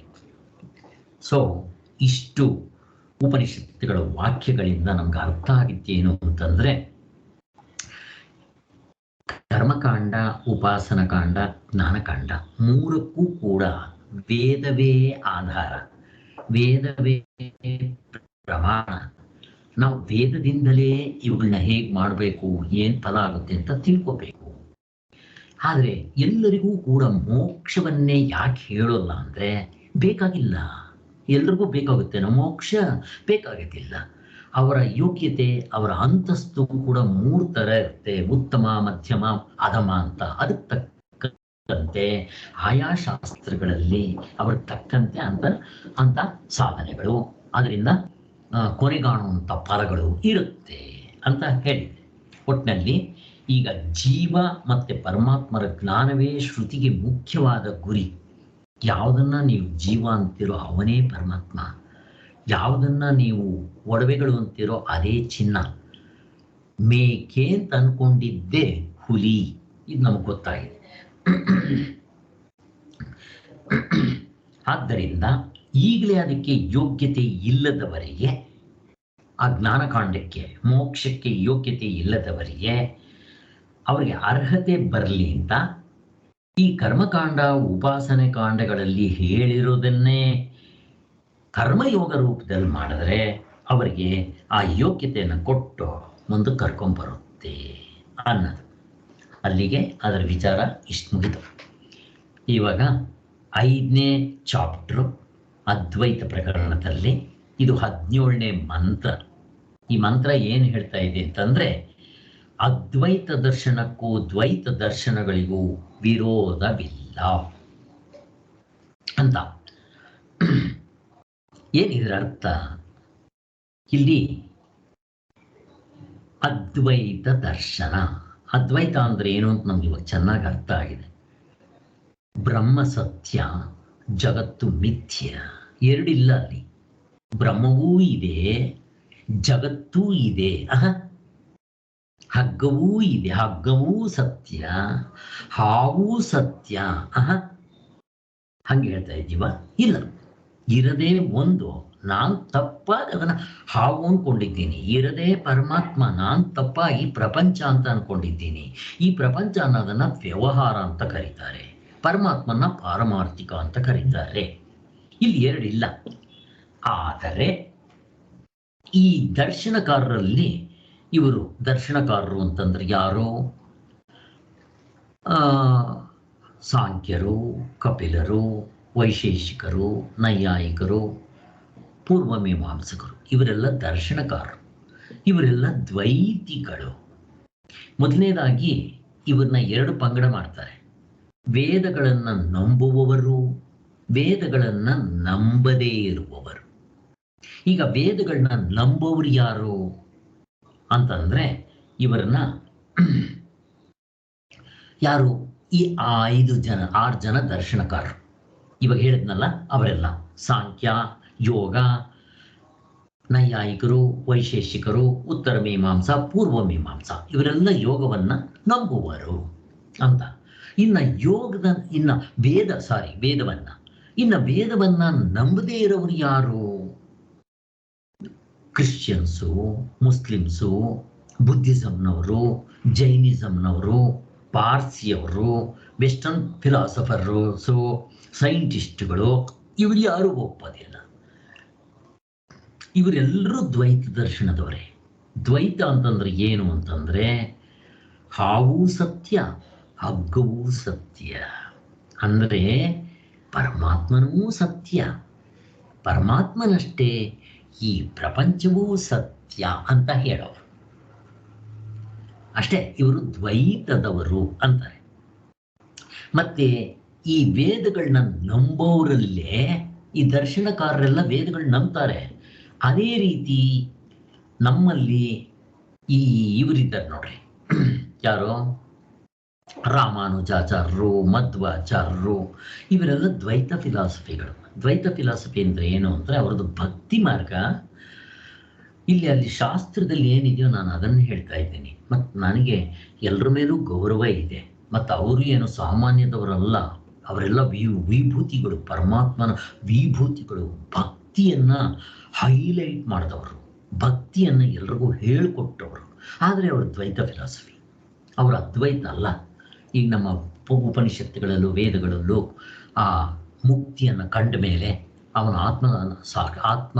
ಆತ್ಮ ತತ್ವದಲ್ಲಿ ನೆಲೆ ನಿಲ್ಲಬೇಕು ಅಂತಾರಲ್ಲ, ಅದಲ್ಲ ಇವರು. ಮತ್ತು ಇವ್ರದ್ದೇನು? ಇವರು ವೇದಗಳನ್ನ ನಂಬ್ತಾರೆ, ಆದರೆ ಇವರೆಲ್ಲ ದ್ವೈತ ಫಿಲಾಸಫಿಗಳು. ಹೇಗೆ? ಅವರು ಆತ್ಮ ಅಂತಂದ್ರೆ ಒಬ್ಬ ಆಕಾರ ಕೊಟ್ಟು ಒಬ್ಬ ಮನುಷ್ಯನ ಹೇಳ್ತಾರೆ ಅವರು. ಈಗ ಉದಾಹರಣೆಗೆ ಈ ಲಿಂಗಾಯತರಲ್ಲಿ ಶಿವ ದೊಡ್ಡವನು, ಮತ್ತೆ ಇವರಲ್ಲಿ ನಾರಾಯಣ ದೊಡ್ಡವನು. ನಾವು ಈ ನಾರಾಯಣನ ಬೇರೆ, ನಾನೇ ಬೇರೆ, ಅವನೆಲ್ಲಿ ನಾನೆಲ್ಲಿ, ನಾನು ಅವನು ಒಂದೇ ಆಗಕ್ಕಾಗುತ್ತಾ? ಆಗೋದಿಲ್ಲ ಅಂತ ಹೇಳಿ ನಾವು ಭಕ್ತಿಯಿಂದ ಅವನ ಜಪ ಮಾಡಿ, ಪೂಜೆ ಮಾಡಿ, ಅವನ ಒಲಿಸ್ಕೊಂಡು ಸತ್ತ ಮೇಲೆ ಅವನ ಲೋಕಕ್ಕೆ ಹೋಗ್ತೀವಿ. ಅವನು ಮೇಲೆ ಕೂತಿರ್ತಾನೆ, ನಾನು ಕೆಳಗಡೆ ಕೂತ್ಕೋಬೇಕು ಅಂತ ಹೇಳೋರು ಇವರು. ಇವರೆಲ್ಲ ದ್ವೈತ ಫಿಲಾಸಫಿಗಳು. ಏನಾದರೂ ಇತ್ಕೊಳ್ಳಿ. ಇಲ್ಲಿ ಯಾಕೆ ಇದ್ರ ವಿಚಾರ ಹೇಳ್ತಾ ಇದ್ದಾರೆ ಅಂತಂದ್ರೆ, ಈ 17ನೇ ಮಂತ್ರದಲ್ಲಿ ಗೌಡಪಾದರು ಈ ಮಂತ್ರ ಹಾಕಿದ್ದಾರೆ, ಶಂಕರಾಚಾರ್ಯ ಇದಕ್ಕೆ ಭಾಷ್ಯ ಬರೆದಿದ್ದಾರೆ. ಏನ್ ಬರೆದಿದ್ದಾರೆ ಅಂತ ನೋಡೋಣ. ಆದ್ದರಿಂದ ಇಲ್ಲಿ ದ್ವೈತ ಫಿಲಾಸಫಿ, ಅದ್ವೈತ ಫಿಲಾಸಫಿ ಅಂತ ಎರಡಿದೆ. ಅದರಲ್ಲಿ ಅದ್ವೈತ ಫಿಲಾಸಫಿನೇ ಪಕ್ಕ ಸರಿಯಾಗಿರೋದು. ಉಪನಿಷತ್ತುಗಳು ಇವೆಲ್ಲ ಅದ್ವೈತ ಫಿಲಾಸಫಿಯನ್ನ ಹೇಳೋದಿಕ್ಕೂ ಬಂದಿದೆ. ಆದರೆ ನಾವೆಲ್ಲ ದ್ವೈತದಲ್ಲೇ ಇರ್ತೀವಿ ಅಲ್ವಾ? ಹಾಗೆ ಆದರೆ ನಾವು ದ್ವೈತದಿಂದ ಅದ್ವೈತಕ್ಕೆ ಹೋಗ್ಬೇಕು, ನೋನ್ ಟು ಅನ್ನೋನ್ಗೆ ಹೋಗ್ಬೇಕು ಅಂತ ಹೇಳ್ತಾ ಇದ್ದಾರೆ. ಈ 17ನೇ ಮಂತ್ರ ಹೇಗಿದೆ? ಸ್ವಸಿದ್ಧಾಂತ ವ್ಯವಸ್ಥಾಸು ದ್ವೈತಿನೋ ನಿಶ್ಚಿತ ದೃಢಂ ಪರಸ್ಪರಂ ವಿರುದ್ಧಂತೆ ತೈರಯಂ ನ ವಿರುದ್ಧತೆ. ಇದರ ಅರ್ಥ ಏನಪ್ಪ? 17ನೇ ಮಂತ್ರದ್ದು ಕಾರಿಕೆ ಮಂತ್ರ ಅಂದರೆ ತಮ್ಮ ತಮ್ಮ ಸಿದ್ಧಾಂತಿಗಳ ವ್ಯವಸ್ಥೆಗಳಲ್ಲಿ ದ್ವೈತಿಗಳು ಗಟ್ಟಿಯಾಗಿ ನಿಶ್ಚಯವನ್ನು ಮಾಡಿಕೊಂಡಿರುವುದರಿಂದ ಒಬ್ಬರಿಗೊಬ್ಬರು ವಿರುದ್ಧವಾಗಿರ್ತಾರೆ ಅಂತ. ಅಂದರೆ ಇಲ್ಲಿ ರಾಮಾನುಜಾಚಾರ್ಯರು ಮಧ್ವಾಚಾರ್ಯ ವಿಚಾರ ತರೋಲ್ಲ, ಅವ್ರ ಫೈಲ್ಗಳು ಇಲ್ಲಿ ಇಲ್ಲವೇ ಇಲ್ಲ. ಇಲ್ಲಿ ಹೇಳೋದು 6 ಜನ ದರ್ಶನಕಾರರಿದ್ದಾರಲ್ಲ ಅವ್ರ ವಿಚಾರ. ಅವರು ಇವಾಗ ಈ 6 ಜನನೂ ವೇದಗಳನ್ನ ಒಪ್ತಾರೆ. ಅವ್ರೇನ್ ಮಾಡ್ತಾರೆ, ನಾವೂ ಕೂಡ ವೇದಗಳನ್ನ ಒಪ್ಪಿದ್ದೀವಿ, ನಾವೂ ಕೂಡ ನಿಮಗೆ ಮೋಕ್ಷದ ದಾರಿ ತೋರಿಸ್ತೀವಿ, ಬನ್ರಿ ನಮ್ಮ ಕಡೆಗೆ ಬನ್ರಿ ಅಂತ ಕರೀತಾರೆ. ಆದರೆ ಅದು ಸರಿಯಲ್ಲ ಅಂತ ತೋರಿಸೋದಿಕ್ಕೆ ಇವಾಗ ಬಂದಿರೋದು. ಯಾಕೆ? ಅವರು ವೇದಗಳನ್ನ ಒಪ್ತಾರೆ, ಅವ್ರು ಹೇಳೋದು ಮೋಕ್ಷವನ್ನೇ ಹೇಳ್ತಾರೆ. ಆದ್ದರಿಂದ ನೀವು ಅಲ್ಲಿ ಅವ್ರ ಕಡೆ ಹೋದರೆ ನಿಮಗೆ ನಿಜವಾಗ್ಲೂ ವೇದದಲ್ಲಿ ಹೇಳಿರೋ ಮೋಕ್ಷ ನಿಮಗೆ ಸಿಗೋದಿಲ್ಲ. ಯಾಕೆ? ಅವರು ದ್ವೈತ ದರ್ಶನಗಳು ಅಂದರು. ಆದ್ದರಿಂದ ಮತ್ತೆ ಅವರವರು ಒಬ್ಬೊಬ್ರು ಕಿತ್ತಾಡ್ತಾರೆ. ನಿಮ್ಮದು ತಪ್ಪು ಅಂತ ಇನ್ನೊಬ್ರು, ಅವ್ರು ನಿಮ್ಮದು ತಪ್ಪು ಅಂತ ಇವರಿಬ್ರು ಕಿತ್ತಾಡ್ತಾ ಇರ್ತಾರೆ. ಆವಾಗ ಶಂಕರಾಚಾರ್ಯ ಏನ್ ಮಾಡ್ತಾರೆ, ಎದುರುಗಡೆ ಸುಮ್ಮನೆ ಕೂತ್ಕೊಂಡು ನೋಡ್ತಾ ಇರ್ತಾರೆ. ಅವ್ರು ಕೇಳ್ತಾರೆ ಯಾವ್ದು ಸರಿ ಅಂತ. ಅಪ್ಪ ನೀವಿಬ್ರು ಮೊದಲು ಕುಸ್ತಿ ಆಡ್ರಿ, ನಿಮ್ಮಿಬ್ರಲ್ಲಿ ಯಾರು ಗೆಲ್ತಿರೋ ಬನ್ರಿ ಅಂತ ಹೇಳ್ತಾರೆ. ಇಬ್ರು ಗೆಲ್ಲೋದಿಲ್ಲ. ಇವಂದು ಅವನ್ ತಪ್ಪು ಅಂತಾನೆ, ಅವನ್ ಇವನ್ ತಪ್ಪು ಅಂತಾನೆ, ಇಬ್ಬರದು ತಪ್ಪಾಗಿರುತ್ತೆ ಅಂತ ಶಂಕರಾಚಾರ್ಯರು ಈ ರೀತಿ ಅರ್ಥ ಮಾಡ್ಕೋಬೇಕು ವೇದಗಳಿಗೆ, ನೀವು ತಪ್ಪು ಅರ್ಥ ಮಾಡ್ಕೊಂಡಿದ್ದೀರಾ ಅಂತ ಹೇಳಿ ತೋರಿಸ್ತಾರೆ. ಅದನ್ನ ನಮ್ಗಿಲ್ಲಿ ತಿಳಿಸ್ಕೊಡ್ತಾರೆ. ಇವರು ಅದ್ವೈತಿಗಳು ಒಬ್ರಿಗೊಬ್ರಿಗೆ ಕಚ್ಚಾಡ್ತಾ ಇರ್ತಾರೆ. ನಿಮ್ಮದು ತಪ್ಪು ಅಂತ ಅವರು, ನಿಮ್ಮದು ತಪ್ಪು ಅಂತ ಅವರು. ದ್ವೈತಿಗಳು ಒಬ್ಬೊಬ್ಬರಿಗೆ ವಿರುದ್ಧವಾಗಿರ್ತಾರೆ. ಯಾಕೆ? ಇಬ್ರು ತಾನೇ ಇರೋದು. ಅವ್ರನ್ನ ಕಂಡ್ರೆ ಇವ್ರಿಗಾಗಲ್ಲ, ಇವ್ರನ್ನ ಕಂಡ್ರೆ ಅವ್ರಿಗಾಗಲ್ಲ. ಎಲ್ಲಿ ಇಬ್ರು ಇರ್ತಾರೋ ಅಲ್ಲಿ ಭೇದ, ಮತ್ತೆ ಇವೊಂದು ಸರಿ ಅವನ್ ಸರಿ, ಕಿತ್ತಾಟ, ಮತ್ತೆ ಕಾಮ, ಕ್ರೋಧ, ಲೋಭ, ಮೋಹ, ಮದ, ಮಾತ್ಸರ್ಯಗಳು, ಅಹಂಕಾರಗಳು, ನಂದೇ ಕರೆಕ್ಟ್ ಅಂತ ಹಿಂಗಿರುತ್ತೆ. ಆದರೆ ನಿಮ್ಮ ಅದ್ವೈತದಲ್ಲಿ ಸ್ವಾಮಿ ಅಂತ ಅವನು ಪ್ರಶ್ನೆ ಕೇಳ್ತಾನೆ. ನಮ್ಮ ಅದ್ವೈತದಲ್ಲಿ ಈ ಥರ ಇಲ್ಲ. ಯಾಕೆ? ಇರದೇ ಒಂದು, ಅದರ ತತ್ವದಲ್ಲಿ ತಿಳ್ಕೊಂಡು ನಿಂತ್ಕೊಂಡಿದ್ರೆ ಇನ್ನೊಬ್ಬ ಯಾವನಿದ್ದಾನಪ್ಪ? ಹಗ್ಗವನ್ನು ಕಂಡ ಮೇಲೆ ಹಾವೆಲ್ಲಿದೆಯಪ್ಪ? ಇಲ್ಲ. ಆದ್ದರಿಂದ ನಮಗೆ ಅಂದರೆ ಆತ್ಮತತ್ವದಲ್ಲಿ ನಿಂತವರಿಗೆ, ಅದ್ವೈತಿಗಳಿಗೆ ವೈರಿಗಳೇ ಇಲ್ಲ. ನೀವು ಹಗ್ಗವನ್ನು ಕಂಡ ಮೇಲೆ ಹಾವಿನ ಭಯ ಇರುತ್ತಪ್ಪ? ಹಾವಿದೆಯಾ? ವಿಷ ಇದೆಯಾ? ಇಲ್ಲ. ಹಾಗೆ ಅಂತ ಇಲ್ಲಿ ನಮಗೆ ತೋರಿಸ್ಕೊಡಕ್ಕೆ ಬರ್ತಾ ಇದ್ದಾರೆ. ನಿಮಗೆ ಇದ್ರ ಸಾರಾಂಶ ಅರ್ಥ ಆಯ್ತಲ್ಲ? ಈ ಸಾರಾಂಶ ಅರ್ಥ ಆದರೆ ನಾನು ಹೇಳೋದು ನಿಮ್ಗೆ ಇಲ್ಲಿ ಚೆನ್ನಾಗಿ ಅರ್ಥ ಆಗುತ್ತೆ. ಆದ್ದರಿಂದ ಈಗ ಅವರವರು ಕಿತ್ತಾಡ್ತಾ ಇರ್ತಾರೆ ನೋಡ್ರಿ, ಅದನ್ನು ತೋರಿಸ್ತಾರೆ ಇಲ್ಲಿ ಆಕ್ಷೇಪ ಒಂದೇನಪ್ಪ ಅಂತಂದ್ರೆ, ಅಲ್ಲ ಸ್ವಾಮಿ, ದ್ವೈತ ದರ್ಶನವು ಸರಿಯಾದ ದರ್ಶನವಲ್ಲ. ಫಸ್ಟ್ ಆಫ್ ಆಲ್ ದ್ವೈತ ಅಂದ್ರೆ ಏನು, ಅದ್ವೈತ ಅಂತಂದ್ರೆ ಏನು, ನಾವು ಸ್ವಲ್ಪ ಚಿಂತನೆ ಮಾಡಬೇಕು. ಇಲ್ಲಿ ಅದ್ವೈತ ಅಂತಂದ್ರೆ ಏನಪ್ಪ?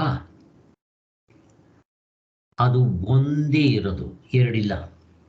ಪರಮಾತ್ಮ ಒಬ್ಬನೇ. ಆ ಪರಮಾತ್ಮನೇ ನಾನು, ನನಗೂ ಅವನಿಗೂ ಭೇದ ಇಲ್ಲ. ಹೀಗೆ ಆ ತತ್ವದಲ್ಲಿ ನಿಂತಾಗ ಪ್ರಪಂಚ ಸತ್ಯವಾಗಿರೋದಿಲ್ಲ. ಇರುತ್ತೆ, ಕಾಣಿಸುತ್ತೆ, ಬಟ್ ಕುಸಿತೋರಿಕೆ, ಒಡವೆಗಳು ತೋರುತ್ತೆ, ನಿಜ ಅಲ್ಲ ಅದು. ಯಾಕೆ? ಕರಗಿಸಿದ್ರೆ ನಿಮ್ಗೆ ಒಡವೆ ಇರಲ್ವಲ್ಲ. ಹಾಗೆ ಅದಕ್ಕೋಸ್ಕರ ಪ್ರಪಂಚ ತೋರ್ತಾ ಇದ್ರೂ ಅದು ಸತ್ಯವಲ್ಲ. ಮತ್ತೆ ಸತ್ಯವಾಗಿರೋದು ಯಾವುದು? ಆ ಪ್ರಪಂಚಕ್ಕೆ ಆಧಾರವಾಗಿರೋದು ಸತ್ಯವಾಗಿದೆ. ಅದನ್ನ ನಾವು ಅದ್ವೈತ ಅಂತ ಕರಿತೀವಿ ಅಂತ. ಇವ್ರ ದೃಷ್ಟಿಯಲ್ಲಿ ದ್ವೈತ ಅಂದ್ರೆ ಏನು ಅಂತಂದ್ರೆ, ಇವರು ಆತ್ಮನೂ ಸತ್ಯ, ಪ್ರಪಂಚವೂ ಸತ್ಯ, ಎರಡೂ ಸತ್ಯ. ಇವರು ಆತ್ಮನ ಎಷ್ಟು ಸತ್ಯ ಅಂತಾರೋ ಪ್ರಪಂಚವೂ ಅಷ್ಟೇ ಸತ್ಯ. ಹಾಗೆ ಇವರು ಹಗ್ಗವೂ ಸತ್ಯ, ಹಾವು ಸತ್ಯ, ಚಿನ್ನವೂ ಸತ್ಯ, ಒಡವೆಗಳೂ ಸತ್ಯ ಅಂತ ಇವರು. ನಾವು ಕೇಳೋದು ಒಡವೆಗಳನ್ನ ಕರಗಿಸಿದ್ರೆ ಯಾಕಪ್ಪ ಒಡವೆಗಳು ಇರೋಲ್ಲ? ನಾವು ಮಲ್ಕೊಂಡ್ರೆ ಈ ಪ್ರಪಂಚ ನಿನ್ ಸತ್ಯ ಅಂತೀಯಲ್ಲ, ಯಾಕಪ್ಪ ಇರೋಲ್ಲ? ನಾವು ಪ್ರಶ್ನೆ ಕೇಳ್ತೀವಿ. ಅವ್ರಿಗೆ ಹೇಳಕ್ ಬರೋಲ್ಲ. ಯಾಕೆ? ಅವ್ರು ಈ ರೀತಿ ಚಿಂತನೆ ಮಾಡಿಲ್ಲ. ಅವ್ರಿಗೆ ಅವಸ್ಥಾತ್ರಯ ಸಾರ್ವತ್ರಿಕ ಪೂರ್ಣ ಅನುಭವದಿಂದ ನೋಡೋದು ಗೊತ್ತಿಲ್ಲ, ಸಾಕ್ಷಿಯನ್ನ ಗುರುತಿಸಿಲ್ಲ, ಅವರಿಗೆ ವ್ಯವಹಾರ ದೃಷ್ಟಿ ಪರಮಾರ್ಥ ದೃಷ್ಟಿ ಗೊತ್ತಿಲ್ಲ, ಮತ್ತೆ ಶಾಸ್ತ್ರವನ್ನ ಸರಿಯಾಗಿ ಅರ್ಥ ಮಾಡ್ಕೊಂಡಿಲ್ಲ. ಇವ್ರದ್ದು ಇಷ್ಟು ತಪ್ಪುಗಳಾಗಿದೆ. ಒಂದು, ಶಾಸ್ತ್ರ, ಅವರು ಶಾಸ್ತ್ರವೇ ಆಧಾರ, ಸರಿಯಾಗಿ ಅರ್ಥ ಮಾಡ್ಕೊಂಡಿಲ್ಲ. ಎರಡನೇದು, ಸಾರ್ವತ್ರಿಕ ಪೂರ್ಣಾನುಭವದಿಂದ ನೋಡೋಕ್ ಬಂದಿಲ್ಲ ಇವರಿಗೆ. ಎಚ್ಚರ, ಕನಸು, ನಿದ್ದೆ ನಮ್ಗೆ ಅರ್ಥ ಆಗುತ್ತದು, ನಮ್ಗೆ ಅರ್ಥ ಆಗ್ಬಿಟ್ಟಿದೆ. ಇವಾಗ ಮುಕ್ತರಾಗದೇ ಇದ್ರು ಹೋಗ್ಲಿ, ನಮ್ಗೆ ಅಟ್ಲೀಸ್ಟ್ ಹೌದು ಅಂತ ಅನ್ಸಿದೆ. ಮೂರನೇದು, ಇವರು ಯುಕ್ತಿ ಉಪಯೋಗಿಸ್ತಾರೆ, ಬಟ್ ತರ್ಕ ಯುಕ್ತಿ, ಕುತರ್ಕ, ಜಲ್ಪತರ್ಕ. ಆದರೆ ನಾವು ಯುಕ್ತಿ ಉಪಯೋಗಿಸ್ತೀವಿ. ಯುಕ್ತಿ ಅಂತಂದ್ರೆ ಇದು 2+2 4 ಹಾಗೆ ಆ ಯುಕ್ತಿ ನಮ್ಮದು ಅನುಭವ ಗಮ್ಯವಾಗಿರುತ್ತೆ. ಶಾಸ್ತ್ರ ಹೇಳ್ದಂಗೆ ಅದನ್ನು ಯುಕ್ತಿ ಮಾಡ್ತೀವಿ. ಇದು ನಾಲ್ಕನೇದು, ಮುಕ್ತ ಆದವರಿಗೆ ಈ ಅನುಭವ ಕಾಣ್ತಾ ಇರುತ್ತೆ. ಇನ್ನು ನೀವು ಸಾಧನೆ ಮಾಡಿ ಮುಕ್ತರಾಗ್ರಿ, ಈ 5 ಒಂದೇ ತರ ಇರುತ್ತೆ. ಯಾವ್ಯಾವುದು? ಶಾಸ್ತ್ರ ಹೇಳೋದು ಹೊಂದುತ್ತೆ, ಸಾರ್ವತ್ರಿಕ ಪೂರ್ಣಾನುಭವದಿಂದ ಗುರುತಿಸ್ಬೋದು, ಮತ್ತೆ ಯುಕ್ತಿಯಿಂದಲೂ ಕೂಡ ಅದನ್ನು ತಿಳ್ಕೋಬಹುದು, ಮತ್ತೆ ಮುಕ್ತರಾದವರ ಅನುಭವ ಇರುತ್ತೆ. ನೀವೂ ಸಾಧನೆ ಮಾಡಿ ಮುಕ್ತರಾದರೆ ನಿಮಗೂ ಅದೇ ಅನುಭವ ಬರುತ್ತೆ. ಇಷ್ಟು ಅದ್ವೈತದಲ್ಲಿ ಇರುತ್ತೆ. ಇವರಿಗೆ ಇಂಟೆಲೆಕ್ಚುಯಲ್ ಜಗ್ಲರಿ, ಮನಸ್ಸಿನ ಸರ್ಕಸ್ ಮಾಡಕ್ ಹೋಗ್ತಾರೆ, ಬುದ್ಧಿಯ ಸರ್ಕಸ್. ಇವರಿಗೆ ಈ ಅನುಭವದ ವಿಚಾರ ಗೊತ್ತಿಲ್ಲ. ಇವರು ಮನಸ್ಸನ್ನು ಉಪಯೋಗಿಸ್ಕೊಂಡು ದ್ವೈತ ಅಂದ್ರೆ ಹೀಗೆ ಯಾಕೆ ಇರಬಾರ್ದು, ಹಾಗೆ ಯಾಕೆ ಇರಬಾರ್ದು ಅಂತ ಮನಸ್ಸಿನಲ್ಲಿ ಕಲ್ಪನೆ ಮಾಡಿಕೊಂಡು ಈ ದ್ವೈತವನ್ನ, ಈ ಫಿಲಾಸಫಿನ ಬರೀತಾರೆ. ಆದ್ರಿಂದ ಇವ್ರದು ಹೊಂದೋದಿಲ್ಲ, ಮತ್ತವರು ಆತ್ಮನ್ನ ಕಂಡುಕೊಳ್ಳೋದಿಲ್ಲ. ಯಾವಾಗ ಆತ್ಮನ ಕಂಡುಕೊಳ್ಳೋದಿಲ್ವೋ ಇವರಿಗೆ ಕಾಮ, ಕ್ರೋಧ, ಲೋಭ, ಮೋಹ, ಮದ, ಮಾತ್ಸರ್ಯಗಳು ಹಾಗೇ ಇರುತ್ತೆ. ಹಾಗಿರೋದ್ರಿಂದ ಇವ್ರನ್ನ ಕಂಡ್ರೆ ಅವ್ರಿಗಾಗಲ್ಲ, ಅವ್ರನ್ನ ಕಂಡ್ರೆ ಇವ್ರಿಗಾಗಲ್ಲ. ಆದರೆ ನಮಗೆ ಆ ಥರ ಏನಿಲ್ಲ. ನಮಗೇನಾಗುತ್ತೆ ಗೊತ್ತಾ? ನಿಮ್ಮ ಮೇಲೆ ಪಿಟಿ ಆಗುತ್ತೆ. ಅಯ್ಯೋ, ಅವರಲ್ಲೂ ಒಳಗಡೆ ಆತ್ಮನೇ ಇರೋದು, ಬಟ್ ಕಂಡುಕೊಂಡಿಲ್ಲ, ಪಾಪ, ಇವತ್ತಿಲ್ಲ ನಾಳೆ ಕಂಡುಕೊಳ್ತಾರೆ ಅವರು ಅಂತ ಹಾಗಿರ್ತಾರೆ. ನಮ್ಗೆ ಅವರು ವೈರಿಗಳಲ್ಲ. ಇಷ್ಟು ನಾವು ಬ್ಯಾಕ್ಗ್ರೌಂಡ್ ಅರ್ಥ ಮಾಡ್ಕೋಬೇಕು. ಈಗ ನೋಡ್ರಿ, ನನ್ನ ಶರೀರ ಇದೆ, ತಲೆ ಬೇರೆ, ಕತ್ತು ಬೇರೆ, ಎದೆ ಬೇರೆ, ಹೊಟ್ಟೆ ಬೇರೆ, ಕಾಲುಗಳು ಬೇರೆ, ಕೈಗಳು 2, ಕಾಲುಗಳು 2, ಕಣ್ಣೆರಡು, ಮೂಗಿನ ಒಳ್ಳೆಗಳೆರಡು, ಕಿವಿಗಳೆರಡು, ಹಲ್ಲುಗಳು ಎಷ್ಟು, ನಾಲ್ಗೆ ಎಷ್ಟು, ಕಿರ್ನಾಲ್ಗೆ, ದೊಡ್ಡ ನಾಲ್ಗೆ, ಇಷ್ಟೆಲ್ಲ ಎಲ್ಲ ಬೇರೆ ಬೇರೆ. ಈ ಇಷ್ಟನ್ನು ಸೇರಿಸಿ ನಾನು ಅಂತೀನಿ. ನೋಡ್ರಿ ಎಷ್ಟು ಚೆನ್ನಾಗಿದೆ. ಬೇರೆ ಬೇರೆ, ಎಲ್ಲ ಬೇರೆ ಬೇರೆ. ಮತ್ತು ಈ ಶರೀರದ ಒಳಗಡೆ ಹೋದರೆ ಮಾಂಸಖಂಡಗಳು ಎಷ್ಟೋ, ನರಗಳು ಎಷ್ಟೋ, ಮೂಳೆಗಳು ಎಷ್ಟೋ ಅಲ್ವಾ? ಅವು ಲಕ್ಷಗಟ್ಟಲೆ ಇರುತ್ತೆ, ಎಲ್ಲ ಬೇರೆ ಬೇರೆ. ಬಟ್ ಆದರೂ ಇಷ್ಟನ್ನು ಸೇರಿಸಿ ನಾನು ಈ ಆಧ್ಯಾತ್ಮಿಕ ಪ್ರಪಂಚವನ್ನ ನಾನು ಅಂತ ಕರಿತೀನಿ. ಈಗ ತಲೆ ಬೇರೆ, ನಾಲ್ಗೆ ಬೇರೆ, ಹಲ್ಲು ಬೇರೆ, ಮತ್ತೆ ಎಲ್ಲ ಬೇರೆ ಬೇರೆ. ಈಗ ನಿಮ್ಗೆ ಎಕ್ಸಾಂಪಲ್ ಕೊಡ್ತೀನಿ. ಅದ್ವೈತ ಫಿಲಾಸಫಿ ಅಂದರೆ ಏನು ಚೆನ್ನಾಗಿ ಅರ್ಥ ಮಾಡ್ಕೊಳ್ಳಿ. ಈಗ ನಾನು ಊಟ ಮಾಡ್ತಾ ಇರ್ತೀನಿ, ನಾಲ್ಗೆ ಕಚ್ಕೊಂಡ್ಬಿಡ್ತೀನಿ ಅಂತ ಇಟ್ಕೊಳ್ರಿ. ಯಾರಾದರೂ ನಾವು ಹಲ್ಲು ಬೇರೆ, ನಾಲ್ಗೆ ಬೇರೆ, ಕರೆಕ್ಟ್ ತಾನೆ? ಹಲ್ಲೇ ಬೇರೆ. ನಿಮಗೆ ಹಲ್ಲು ನೋವು ಬಂದರೆ ಡೆಂಟಲ್ ಡಾಕ್ಟರ್ ಹತ್ರ ಹೋಗ್ತೀರಾ, ನಾಲ್ಗೆಗೆ ಸಂಬಂಧ ಏನಾದರೂ ಬಂದರೆ ಮೆಡಿಕಲ್ ಡಾಕ್ಟರ್ ಹತ್ರ ಹೋಗ್ತೀರಾ, ಬೇರೆ ಬೇರೆ ಆಯ್ತು ಅಲ್ಲಿಗೆ. ಈಗ ಕಚ್ಕೊಂಡ್ರೆ ಹಲ್ಲೇ ನನ್ನ ನಾಲ್ಗೆನ ಕಚ್ಚಿದ್ದೀಯಾ, ತಾಳು, ಕಟಿಂಗ್ ಪ್ಲೇಯರ್ ತಗೊಂಡು ಹಲ್ಲನ್ನ ಕಿತ್ತಾಕ್ತೀನಾ? ಕೀಳಲ್ಲ. ಯಾಕೆ? ಹಲ್ಲು ನಾನೇ, ನಾಲ್ಗೆಯೂ ನಾನೇ, ತಿನ್ನುವಾಗ ಆಕ್ಸಿಡೆಂಟಲ್ ಆಗಿ ನಾಲ್ಗೆ ಕಚ್ಕೊಂಡಿದ್ದೀನಿ, ರಕ್ತ ಬಂದಿರ್ಬೋದು, ನೋವಾಗಿರ್ಬೋದು. ಆದ್ರಿಂದ ನಾನೇನಾದರೂ ಹಲ್ಲನ್ನ ಕಟಿಂಗ್ ಪ್ಲೇಯರ್ ತಗೊಂಡು ಕಿತ್ತಾಕಿದ್ರೆ ಇನ್ನೊಂದು ನೋವಾಗುತ್ತೆ ನಿನಗೆ, ಬೇಕಾ?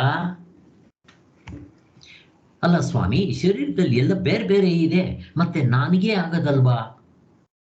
ಈ ರೀತಿ ಪ್ರಪಂಚ ನೋಡಕ್ ಬರುತ್ತೆ ಸ್ವಾಮಿ, ಅದ್ವೈತ ಫಿಲಾಸಫಿ ತತ್ವದಲ್ಲಿ ನಿಂತವರಿಗೆ. ಎಷ್ಟು ಚೆನ್ನಾಗಿದೆ ನೋಡ್ರಿ ಇದು. ಮೋಕ್ಷ ಪಡೆದವರಿಗೆ, ಆತ್ಮನ್ನ ಕಂಡವರಿಗೆ ಇವರು ಬೇರೆ, ಅವರು ಬೇರೆ. ಅವ್ರು ಬೇರೆ ಬೇರೆನೆ, ನಾಲ್ಗೆ ಬೇರೆ, ಹಲ್ಲು ಬೇರೆ, ತಲೆ ಬೇರೆ, ಎದೆ ಬೇರೆ, ಎಲ್ಲ ಬೇರೆ ಬೇರೆನೆಲ್ಲ ಲಕ್ಷಗಟ್ಟಲೆ ಇರುತ್ತಿಲ್ಲ. ಆದರೂ ನಾನೇ ಈ ಶರೀರದಲ್ಲಿ ನಾನೇ ಅಂತ ಹೇಗೆ ಹೇಳ್ತೀನೋ ಹಾಗೆ ಆತ್ಮತತ್ವವನ್ನು ಕಂಡುಕೊಂಡವರಿಗೆ ಅವ್ರು ಬೇರೆ, ನಾನು ಬೇರೆ ಇರಲ್ಲ. ವ್ಯವಹಾರ ದೃಷ್ಟಿಯಿಂದ ಬೇರೆ ಬೇರೆ ಇದ್ರು ನಾನೇ ಅವರು. ಅವ್ರಿಗೆ ಗೊತ್ತಿಲ್ಲ ನನಗೆ ಹಿಂಸೆ ಕೊಡ್ಬೋದು, ಆ ಹಲ್ಲು ಗೊತ್ತಿಲ್ಲ, ಕಚ್ಚಿಬಿಟ್ಟು ನಾಲ್ಗೆಯಲ್ಲಿ ಗಾಯ ಆಗ್ಬೋದು, ರಕ್ತ ಬರ್ಬೋದು, ನೋವಾಗ್ಬೋದು, ಕಟ್ಟಾಗ್ಬೋದು ನಾಲ್ಗೆ. ಬಟ್ ನಾನು ಹಲ್ಲಿಗೆ ಶಿಕ್ಷೆ ಕೊಡೋದಿಲ್ಲ. ಯಾಕೆ? ನಾನೇ ಅದು, ಇದು ನಾನೇ, ಅದು ನಾನೇ. ಯಾರಿಗಾದರೂ ನನಗೆ ಹಿಂಸೆ ಆಗೋದು, ಆ ಒಂದು ಭಾವನೆ ಬಂದಿರುತ್ತೆ ಅದ್ವೈತ ಫಿಲಾಸಫಿಲಿ. ಯಾರಿಗೆ ಬೇಡ ಸ್ವಾಮಿ ಇದು? ಈ ಒಂದು ಭಾವನೆ ಬಂದರೆ ಪ್ರಪಂಚದಲ್ಲಿ ಜಗಳ ಇರುತ್ತಾ, ದ್ವೇಷ ಇರುತ್ತಾ, ಕಾಮಕ್ರೋಧಗಳಿರುತ್ತಾ, ಮೋಸ ವಂಚನೆ ಕಪಟ ಇರುತ್ತಾ? ಇರೋದಿಲ್ಲ. ಯಾರಿಗೆ ಮೋಸ ಮಾಡ್ಬೇಕು ನೀವು? ಯಾರಿಗೆ ಸುಳ್ಳು ಹೇಳಬೇಕು? ಯಾರಿಗೆ ಹಿಂಸೆ ಕೊಡ್ಬೇಕು ನೀವು? ಹೇಳ್ರಿ. ಕೊಡಕ್ಕಾಗೋದಿಲ್ಲ ಸ್ವಾಮಿ. ಇದು ಅದ್ವೈತ ತತ್ವ. ನಾನು ಉದ್ಧಾರ ಆಗ್ಬಿಡ್ತೀನಿ ಈ ತತ್ವದಲ್ಲಿ. ನಾನು ನಿಂತ್ಕೊಳ್ಳೋದು ಬೇಡ. ಈ ಶಾಸ್ತ್ರದಲ್ಲಿ ಹೇಳ್ತಾ ಇರೋದನ್ನ ಮನಸ್ಸಿನಲ್ಲಿ ಪ್ರತಿದಿನ ಮೆಲ್ಕಾಕಿ ಸ್ವಲ್ಪ ಸಾಧನೆ ಮಾಡಿ. ಮುಕ್ತರ ಆಗದೆ ಇದ್ರೂ ಕೂಡ, ತತ್ವದಲ್ಲಿ ನಿಲ್ಲದೆ ಇದ್ರೂ ನಮಗೆ ಅನುಭವ ಬರೋಕ್ಕೆ ಶುರುವಾಗುತ್ತೆ. ಅಯ್ಯೋ ಪಾಪ, ಅವ್ರಿಗೆ ಗೊತ್ತಿಲ್ಲ, ಮತ್ತು ಅವ್ರಿಗೆ ಹಿಂಸೆ ಮಾಡೋಕ್ಕೆ ಮನಸ್ಸು ಬರೋಲ್ಲ, ಅವ್ರಿಗೆ ತೊಂದರೆ ಕೊಡೋಕ್ಕೆ ಹಿಂಸೆ ಬರೋಲ್ಲ, ಸುಳ್ಳು ಹೇಳೋದಕ್ಕೆ ಮನಸ್ಸು ಬರೋಲ್ಲ ಅವ್ರಿಗೆ. ಅವ್ರ ಅಕಸ್ಮಾತ್ ಗೊತ್ತಿಲ್ಲ, ನಮಗೆ ತೊಂದರೆ ಕೊಡ್ಬೋದು, ನಾವು ಹಂಗೆ ಮಾಡೋಕ್ಕೆ ಮನಸ್ಸು ಬರೋಲ್ಲ. ಇದು ಅದ್ವೈತ ತತ್ವ ಸ್ವಾಮಿ. ಈಗ ಅದ್ವೈತಿಗಳಿಗೆ ವೈರಿಗಳು ಯಾರಿದ್ದಾರಪ್ಪ? ಯಾರು ಇಲ್ಲ. ಹೇಗಿದೆ ನೋಡ್ರಿ, ಅದನ್ನು ಹೇಳ್ತಾ ಇದ್ದಾರೆ. ದ್ವೈತಿಗಳಿಗೆ ಇದು ಗೊತ್ತಿಲ್ಲ, ನೀನ್ ಬೇರೆ ನಾನು ಬೇರೆ. ಅದರಿಂದ ಏನು ಮಾಡ್ತಾರೆ? ಇವ್ರನ್ನ ಕಂಡ್ರೆ ಅವ್ರಿಗೆ ದ್ವೇಷ, ಅವ್ರನ್ನ ಕಂಡ್ರೆ ಇವ್ರಿಗೆ ದ್ವೇಷ, ನಿನ್ನದು ಸರಿ ಅಂತ ಅವರು, ನಂದು ಸರಿ ಅಂತ ಅವರು, ನನ್ನ ಸರಿ ಅಂತ ಇವ್ರಿಬ್ರು ಕಿತ್ತಾಡ್ತಾ ಇರ್ತಾರೆ. ಅದ್ವೈತಿಗಳಿಗೆ ವೈರಿಗಳು ಇಲ್ಲ. ಯಾಕೆ? ಇರದೇ ಒಬ್ಬ ಅವನು. ಎರಡನೇ ಒಂದು ತೋರಿಸಿ ವೈರಿಗಳು ಬರೋದಕ್ಕೆ. ನಿಮಗೆ ವ್ಯವಹಾರ ದೃಷ್ಟಿಯಿಂದ ಬೇರೆಯವನು ಇದ್ದರೂ ಈ ನಾಲ್ಗೆ ಹಲ್ಲು ಥರ ಯಾರ ಮೇಲೆ ಕೋಪ ಮಾಡ್ಕೊತೀರಾ? ಈ ಪ್ರಿನ್ಸಿಪಲ್ಲು ಜೀಸಸ್ ತತ್ವದಲ್ಲಿ ನಿಂತಿದ್ರಿಂದ ಅವನಿಗೆ ಯಾರನ್ನು ಕಂಡ್ರೂ ದ್ವೇಷ ಇಲ್ಲ. ಅದಕ್ಕೋಸ್ಕರನೇ ಅವನಿಗೆ ಹಿಂಸೆ ಕೊಡ್ತಾ ಇದ್ದಾರೆ. ಅವರು ಮಳೆ ಹೊಡಿತಾ ಇದ್ದಾರೆ, ಕಾಲ್ಗೆ, ಕೈಗೆ, ಎದೆಗೆ, ತಲೆಗೆ ಮುಳ್ಳಿನ ಕಿರೀಟ ಹಾಕಿದ್ದಾರೆ. ನೋವು ಬರ್ತಾ ಇದೆ, ಹಿಂಸೆ ಆಗ್ತಾ ಇದೆ. ಅಷ್ಟಾದರೂ ಕೂಡ ಅವರಿಗೆ ಹಾಳಾಗೋಗಲಿ ಬಂತ ಮಾತು ಬರೋದಿಲ್ಲ. ಯಾಕೆ? ಅವರು ನಾನೇನಾದರೂ ಹಾಳಾಗೋಗ್ಲಿ ಅಂದರೆ ನಾನೇ ಹಾಳಾಗೋಗಿರಲಿ ಅಂತ ಅರ್ಥ. ಎಷ್ಟು ಚೆನ್ನಾಗಿದೆ ನೋಡ್ರಿ ಸರ್. ಇದು ಅದ್ವೈತ ಫಿಲಾಸಫಿ. ಯಾರು ಇರ್ತಾರೆ ದ್ವೇಷಗಳು ಇವರಿಗೆ? ಆದ್ದರಿಂದ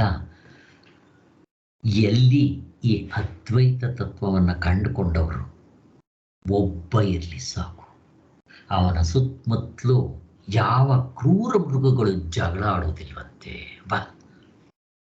ಕಪ್ಪೆ, ಹಾವು, ನಾಗರ ಹಾವು ಗರ್ಭಿಣಿಯಾದ ಕಪ್ಪೆನ ಮಳೆ ಬರ್ತಾ ಇದ್ರೆ ಕಾಪಾಡ್ತಾ ಇದೆ.